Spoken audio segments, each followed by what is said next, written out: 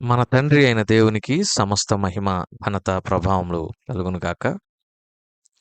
మన ప్రభువును రక్షకుడునైన యేసుక్రీస్తు వారి అతి పరిశుద్ధమైన నామంలో ప్రియమైన దేవుని బిడ్డలందరికీ హృదయపూర్వకమైన ప్రేమ వందనములు తెలియజేసుకుంటున్నాను. దేవుని పరిశుద్ధ గ్రంథంలో నుండి ఆదికాండము 45వ అధ్యాయము మొదటి వచనం నుండి 15వ వచనం వరకున్న వాక్య భాగాన్ని మనం ధ్యానం చేద్దాం. మొదటి 2 వచనములను చదువుకుందాం.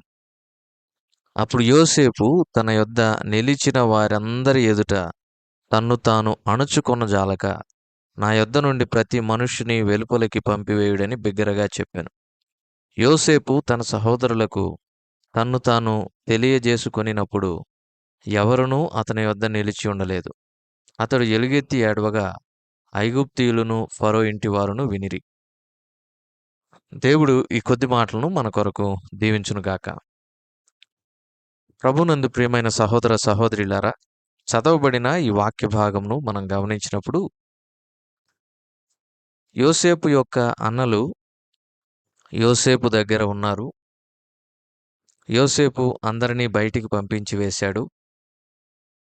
యోసేపు యొక్క అన్నల ఎదుట తనను తాను అణుచుకొనలేక ప్రేమ పొర్లుకొని వచ్చి యోసేపు బిగ్గరగా ఏడవటం ప్రారంభించాడు. యోసేపు యొక్క ఏడ్పును ఐగుప్తీయులు, ఫరో ఇంటివారు కూడా విన్నారు. యోసేపు తన అన్నలకు తానే యోసేపని, మీరు అమ్మివేసినటువంటి మీ తమ్ముడైన యోసేపును నేనే అని, నేనిక్కడికి వచ్చినట్లుగా ఇదంతా కూడా దేవుని చిత్తమై జరిగిందని, నన్నిక్కడికి మీరు అమ్మివేసినందుకు ఏమాత్రం దుఃఖపడవద్దు అని చెప్పి యోసేపు తన అన్నలకు చెప్తాడు.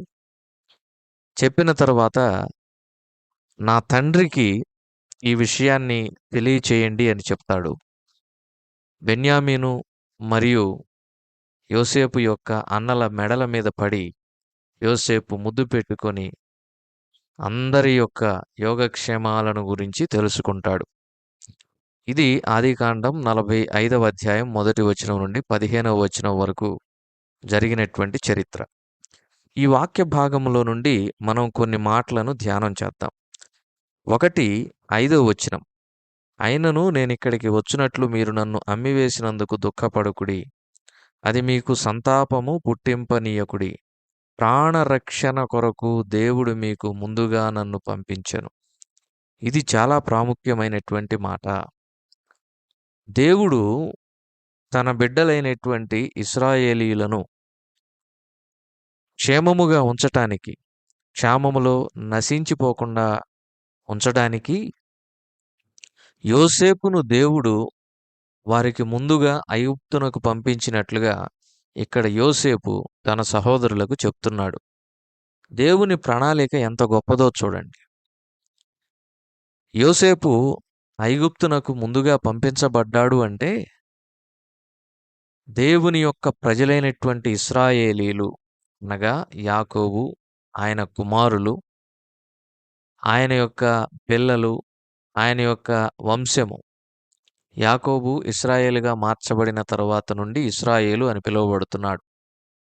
ఈ ఇశ్రాయేలు క్షామములో క్షేమము కలిగి ఉండటానికి, కరువులో నశించిపోకుండా ఉండడానికి దేవుడు యోసేపును వారందరికంటే ముందుగా ఐగుప్తునకు పంపించారు. దేవుని యొక్క దీర్ఘ దార్శనికత, దేవుని యొక్క ఉన్నతమైనటువంటి ప్రణాళిక, దేవుని యొక్క ముందు చూపును అర్థం చేసుకోవటం మానవుని యొక్క జ్ఞానమునకు మించినది. యోసేపు 20 ఏళ్ల క్రిందట అమ్మివేయబడినటువంటి పరిస్థితిని జ్ఞాపకం చేసుకున్నప్పుడు ఎందుకు అమ్మివేయబడ్డాడు అనే విషయం 20 ఏళ్ల తర్వాత తెలిసింది. ఒక్కొక్కసారి మన జీవితాన్ని మనం వెనక్కి తిరిగి చూసుకుందాం. మనం అనుకుంటాం, కొన్ని పనులు జరగకుండా ఉండుంటే బాగుండు, ఈ పని ఇప్పుడు ఎందుకు జరుగుతూ ఉంది, ఇలాంటి పరిస్థితి ఎందుకు వచ్చింది అని మనం అనుకుంటాం. కానీ కొన్ని సంవత్సరాలు గడిచిపోయిన తర్వాత దేవుడు ఆ పరిస్థితిని ఎందుకు అనుమతించాడో అప్పుడు కానీ మనకు అర్థం కాదు. కాబట్టి ప్రస్తుతం మనం ఉంటున్నటువంటి పరిస్థితి నుంచి దేవుడు మన కొరకు భవిష్యత్తులో ఏదో ఒక మేలును సిద్ధపరిచి ఉంచాడని మనం సంపూర్ణంగా విశ్వసించాలి. ఇప్పుడది మనకు అర్థం కాదు. దాని తాలూకా మేలు, దాని తాలూకా ఆశీర్వాదము మనం అనుభవించేటప్పుడే మనకు అర్థమవుతది. ప్రస్తుతం మనం శ్రమల గుండా ప్రయాణిస్తూ ప్రతికూలమైన పరిస్థితుల్లో వెళుతూ ఉండవచ్చు. కానీ ఒక రోజున దీని ఫలితాన్ని మనం చూస్తాం. అందుకనే దేవుని వాక్యం సెలవిస్తది. ప్రభువునందు మీ ప్రయాసము వ్యర్థము కాదని ఎరిగి అపోస్తలుడైనటువంటి పౌలు కొరింథీయులకు రాసినటువంటి మొదటి పత్రిక 15వ అధ్యాయం 58వ వచనంలో ఈ మాటను మనం చూస్తాం. కాగా నా ప్రియ సహోదరులారా, మీ ప్రయాసము ప్రభువునందు వ్యర్థము కాదని ఎరిగి స్థిరులను కదలని వారును ప్రభువు కార్యాభివృద్ధి యందు ఎప్పటికని ఆసక్తులనై యుండుడి. ఇది చాలా శ్రేష్టమైనటువంటి మాట. యోసేపు ఎప్పుడూ కదలలేదు. ఎప్పుడూ కూడా చంచల స్వభావము కలిగి ఉండలేదు. స్థిరంగా ఉన్నాడు. కదలని వాడుగా ఉన్నాడు. కాబట్టి అతడు అభివృద్ధి పొందాడు. ఫలించెడి కొమ్మగా ఉన్నాడు. ప్రభునందు ప్రియమైన వారలారా, మరొక మాట కూడా మనకు తెలుసు. రోమా పత్రిక 8:28 చదివితే, దేవుని ప్రేమించు వారికి అనగా ఆయన సంకల్పము చొప్పున పిలువబడిన వారికి మేలు కలుగుటకై సమస్తమును సమకూడి జరుగుచున్నవని ఎరుగుదుము. కాబట్టి ఈ క్షణంలో ఒకవేళ మనము అసంతృప్తితోనో లేదంటే ఏంటి బ్రతుకు అనేటటువంటి నిరాశలోనో ఉండవచ్చు. కానీ దీని విషయమైనటువంటి రాబోయే మేలు మనము అనుభవించేటటువంటి ఆ దినములో, భవిష్యత్తులో దేవుడు ఎప్పుడైతే సిద్ధపరిచి ఉంచారో అప్పుడు మనకు అర్థమవుతది. కాబట్టి యోసేపు 20 ఏళ్ల క్రిందట అమ్మివేయబడ్డాడు. ఇప్పుడు ఐగుప్తులో ప్రధానమంత్రిగా ఉన్నాడు.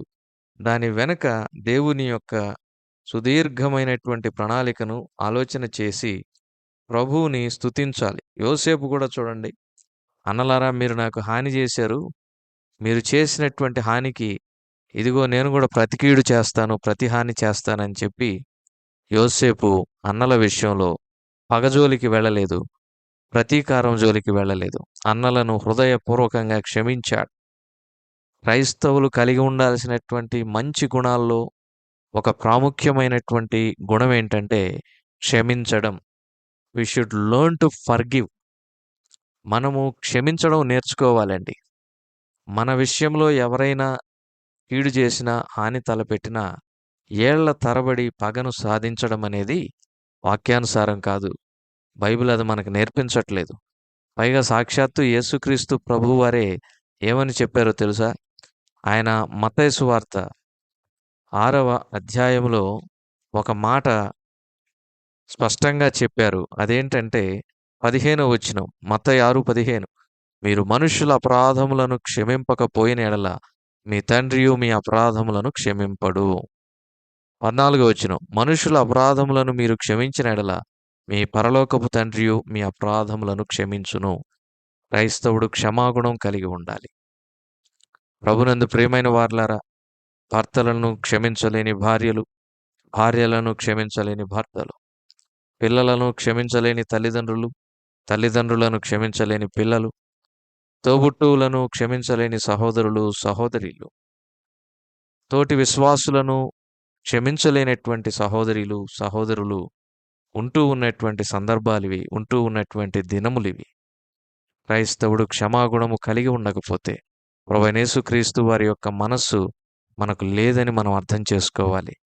యోసేపుకు వారు ఎంత హాని చేశారు, అయినా చూడండి, యోసేపు నన్ను మీరు అమ్మివేసినందుకు ఎంత మాత్రము కూడా చింతింపవద్దు అంటున్నాడు. ఇదంతా కూడా దేవుని చిత్త ప్రకారమే జరుగుతూ ఉంది అంటున్నాడు. ఇక్కడికి నేనెందుకు పంపబడ్డానో ఆ రోజు ఇప్పుడు వచ్చింది అంటున్నాడు. మీరు ఆహారంతో అలమటించి చనిపోకుండా మీకు ముందుగా దేవుడు నన్ను పంపించాడు అంటున్నాడు. ప్రభునందు ప్రియమైన వారలారా, ఆయన ప్రియులు నిద్రించుచుండగా ఆయన వారికి ఆహారమును సిద్ధపరుస్తాడని దేవుని వాక్యంలో రాయబడి ఉంది. నిజమే, తన ప్రజలైనటువంటి ఇశ్రాయేలీలు ఆకలితో అలమటించకుండా ఉండడానికి తన బిడ్డను ఐగుప్తు రాజ్యానికి ప్రధానమంత్రిగా చేసి వారి ఆకలిని తీర్చటానికి దేవుడు చిత్తగించి ఉన్నాడు. అది 20 ఏళ్ల క్రిందట ఎవరికీ అర్థం కాలేదు. యోసేపుకు అర్థమైంది. ఎందుకు తాను ఐగుప్తునకు పంపబడ్డాడు అనే విషయం. అందును బట్టి దేవుని యొక్క కృప ముందు, దేవుని యొక్క ప్రణాళిక ముందు, దేవుని యొక్క ఉద్దేశ్యము, దీర్ఘ సంకల్పము ముందు యోసేపుకు అన్నలు చేసినటువంటి హాని చాలా చిన్నదిగా కనిపించింది. అందుకనే దేవుని వాక్యం సెలవిస్తది. మన ప్రభువైన యేసుక్రీస్తు వారు మన ఎదుట ప్రత్యక్షపరచబోయే మహిమ ఎదుట ఈ లోకపు శ్రమలు ఎన్నతగినవి కావు. కాబట్టి మనలకు ఎంతమంది తలపెట్టినా, మనలను ఎంతమంది బాధించినా వారిని క్షమించడం, క్షమించి మర్చిపోవటం మనం అలవాటు చేసుకోవటం మంచిది. క్షమించకపోతే మన హృదయంలో పగ ఉంటది. ఆ పగ వలన ఆరోగ్యం దెబ్బతింటది. లేనిపోని దురాలోచనలు, ఎప్పుడు నెమ్మదుండదు. ఇంట్లో నెమ్మదుండదు, హృదయంలో నెమ్మదుండదు. కుటుంబాల్లో, సంఘాల్లో నెమ్మదుండదు. అదే క్షమించి మర్చిపోండి. క్షమించి మర్చిపోవడం అలవాటు చేసుకోండి. మీరు నెమ్మదిగా ఉంటారు. మీ ప్రక్కల ఉన్నటువంటి వాతావరణం చాలా నెమ్మదిగా ఉంటుంది. యోసేపు చూడండి, అంత హాని తలపెట్టిన అన్నల్నే క్షమించి వేశాడు. ఆ తర్వాత రెండవది చూడండి, తన తండ్రికి తాను ఏ స్థితిలో ఉన్నాడో తెలియచేయమని చెప్పి అన్నల చేత కబురు పెట్టి పంపిస్తున్నాడు యోసేపు. యోసేపుకు ఒక కలొచ్చి యాకోబుకు చెప్తే, యాకోబు యోసేపును అరిచాడు. ఏంది, నేను నీ తల్లొచ్చి నీకు సాష్టాంగపడి నమస్కారం చేస్తామా? నీ అన్నలొచ్చి నీకు సాష్టాంగపడి నమస్కారం చేస్తామా అని చెప్పి యోసేపును గద్దించాడు. ఆదికాండం 37 అధ్యాయం 10వ వచనంలో చూస్తాం. ఇప్పుడు ఆ యాకోబుకు దేవుడు చూపించినటువంటి దర్శనము, దేవుడు అనుగ్రహించినటువంటి ఒక ప్రణాళిక ఏదైతే ఉందో అది నెరవేరిందని చెప్పి యోసేపు తన తండ్రికి కబురు పెడుతూ ఉన్నాడు. రెండవది, మరణమైపోయాడు, దుష్టమృగం చీల్చిందని చెప్పి ఎంతో దుఃఖములో ఉన్న యాకోబుకు ఇది సంతోషకరమైనటువంటి శుభవార్త. వెళ్ళి యోసేపు బ్రతికి ఉన్నాడని చెప్పమని చెప్పాడు. మూడవది, బ్రతికి ఉన్నాడంటే ఒక సాధారణమైన జీవితం కాదు తన కుమారుడిది. ఈజిప్టు దేశానికి ఒక ప్రధానమంత్రి అయ్యాడని చెప్పి వెళ్ళి చెప్పమన్నాడు. ప్రభునందు ప్రియమైన వారలారా, ఒక కుమారుని యొక్క ఉన్నతమైనటువంటి స్థితి తండ్రికి అత్యంత సంతోషమును తీసుకొని వస్తుంది. దయచేసి ఈ విషయాన్ని గమనించండి. ఈ లోకపు తండ్రులను మనం చూచినప్పుడు, మనము ఉన్నతమైనటువంటి శిఖరాలను అధిరోహిస్తే మన తల్లిదండ్రులు అమితంగా సంతోషిస్తారు కదా. అలాగే మన పరలోక తండ్రి ప్రభువైన యేసుక్రీస్తు వారు మనము సహితము ఉన్నతమైనటువంటి స్థితిలో, ముఖ్యంగా ఆత్మీయమైనటువంటి జీవితంలో, ఆత్మీయ విషయాల్లో ఉన్నతమైనటువంటి స్థితిలో మనం ఉన్నప్పుడు విశ్వాసములో కావచ్చు, భక్తిలో కావచ్చు, ప్రేమలో కావచ్చు, ఓర్పులో కావచ్చు, సహనములో కావచ్చు, సేవలో కావచ్చు, పరిచర్యలో కావచ్చు, ప్రార్థనలో కావచ్చు, ఆయన చిత్తమును నెరవేర్చుటలో కావచ్చు, వీటన్నిటి యందు మనము గనక ఉన్నతమైన స్థానములో ఉంటే మన పరలోకపు తండ్రి మనలను బట్టి అత్యధికముగా సంతోషిస్తాడని మనం చూస్తున్నాం. అంత మాత్రమే కాకుండా ఇంకొక విషయాన్ని కూడా మనం చదువుకున్నాం. అదేంటంటే, యోసేపు తన సహోదరుల మెడ మీద పడి ముద్దు పెట్టుకున్నాడు. ముద్దు ప్రేమకు గుర్తు. యోసేపు ఎంతగా ప్రేమించాడో తన అన్నలను, బెన్యామీనును అధికంగా ప్రేమించాడు అనుకోవచ్చు, కానీ వారందరినీ సమానంగా ఆయన ముద్దు పెట్టుకున్నట్లుగా ఆదికాండం 45:15లో మనం చూడగలం. కాబట్టి ప్రభునందు ప్రియమైన సహోదర సహోదరులారా, ఈ సమయంలో యోసేపు వంటి క్షమాగుణం, యోసేపు వంటి ప్రేమించే గుణం మనం కలిగి ఉండాలి. యోసేపు వలె ఆశీర్వదించబడి మన తల్లిదండ్రులు తలెత్తుకునే విధంగా మనం జీవించాలి. దేవుడి కొద్ది మాటలను మన కొరకు దీవించునుగాక. ప్రార్థన చేసుకుందాం. కృప కలిగిన మా ప్రియ ప్రభువా, యోసేపు జీవితంలో నుండి మీరు అనుగ్రహిస్తున్న దివ్యమైన మాటలకై స్తోత్రాలు. మా ప్రియులను దీవించండి అయ్యా. వారి అవసరతలు ఎరిగి ఉన్నారు. తగిన సమయంలో ఆ అవసరతలు తీర్చమని వేడుకుంటున్నాం. ఈ దినమంతటి కొరకు మమ్మల్ని సిద్ధపరిచి మీ నామమునకు మహిమ పొందమని మా రక్షకుడైన యేసుక్రీస్తు వారి పరిశుద్ధమైన నామములో ప్రార్థించి అడిగి వేడుకొంచున్నాము తండ్రి. ఆమేన్.